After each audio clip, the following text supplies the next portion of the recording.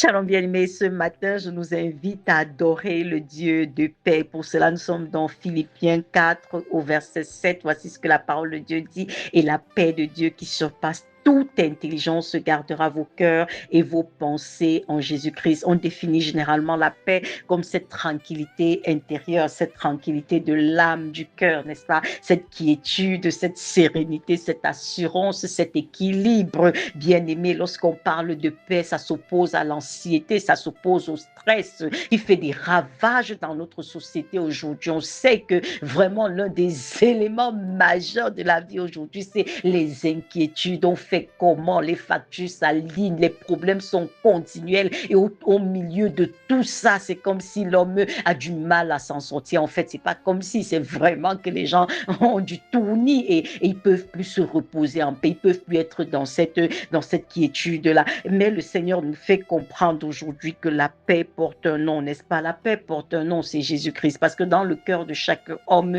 il y a ce vide qui porte le nom de Dieu. Et la Bible nous fait comprendre que Dieu est venu nous réconcilier avec lui en Jésus-Christ. Ça veut dire que la paix vient d'abord de ce que tu es réconcilié avec ton Créateur. Et pour cela, il n'y a qu'un seul moyen, c'est Christ qui est mort et ressuscité afin d'ôter la condamnation qui pesait contre toi et de te donner de t'approcher avec assurance désormais de ton Père, de ton Créateur, n'est-ce pas? C'est ça la véritable source de paix. Et maintenant, comment est-ce que nous expérimentons cette paix au quotidien? C'est lorsque nous laissons Dieu diriger nos vies. Parce que regardons, examinons de près d'où viennent les problèmes. C'est le fait que nous soyons maîtres de nos propres vies, n'est-ce pas? Nous faisons nos propres choix sans consulter Dieu. Parce qu'aujourd'hui, nous sommes dans un monde qui travaille à faire de l'homme un Dieu pour sa propre personne. L'homme devient celui qui est aux commandes de sa vie. La vie travaille à nous démontrer que non, tu n'as même pas besoin d'un quelconque créateur, s'il te plaît. Cesse avec ces illusions-là. Tu peux par toi-même, tu peux par toi-même.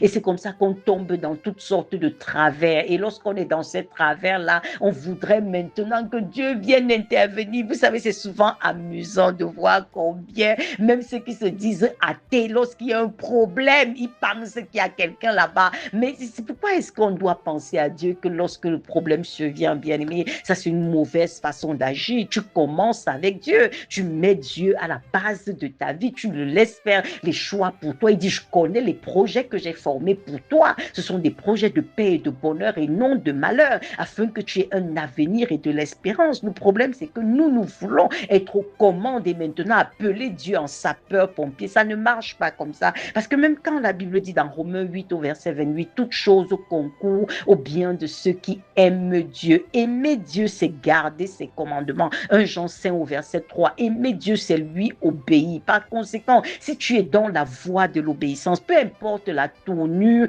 des événements, je peux t'assurer que Dieu est garant de ta vie. Dieu est garant de l'aboutissement de ce processus. Souvenez-vous de l'apôtre Paul dans le livre d'Actes, pendant qu'ils étaient en mer et que la tempête était forte comme ça et que le bateau chavirait, il s'est levé courageusement et il a dit, sortez de l'inquiétude parce que le Dieu que je sais m'a rassuré que nous tous nous allons sortir vivants de cette épreuve. Personne ne va mourir.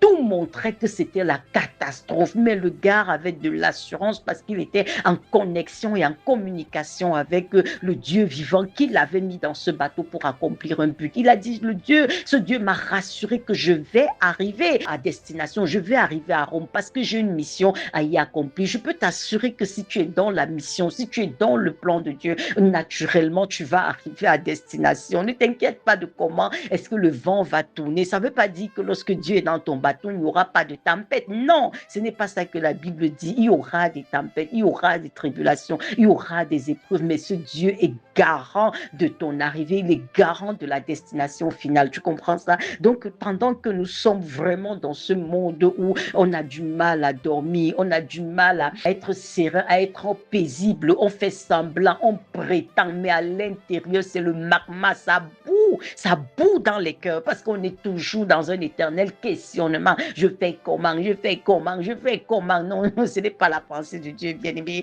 Le comment, c'est pas la foi en Jésus-Christ. Donc, ça veut dire que si tu n'as pas encore décidé de donner à Christ la direction de ta vie, c'est le moment de le faire. Ce n'est pas seulement pour les païens, ça aussi c'est pour les chrétiens parce que c'est étonnant de voir le nombre de personnes qui se déclarent être chrétiennes, qui gèrent leur propre vie, qui sont aux commandes de leur propre vie et qui vivent des vies d'anxiété et d'inquiétude parce que en fait elles sont là pour accomplir leurs propres desseins et pas les desseins de Dieu. Ça c'est dommage. Ce matin nous devons encore nous réconcilier avec notre Dieu en disant Père, vraiment j'ai marché dans l'égarement jusqu'ici en croyant que je pouvais rester aux commandes, mais je reviens m'aligner à tes voies. Tu es le Dieu dont la paix surpasse toute intelligence. Ça veut dire que dans un monde en trouble, Seigneur, tu es capable de me donner cette paix surnaturelle. Shalom, bien-aimé.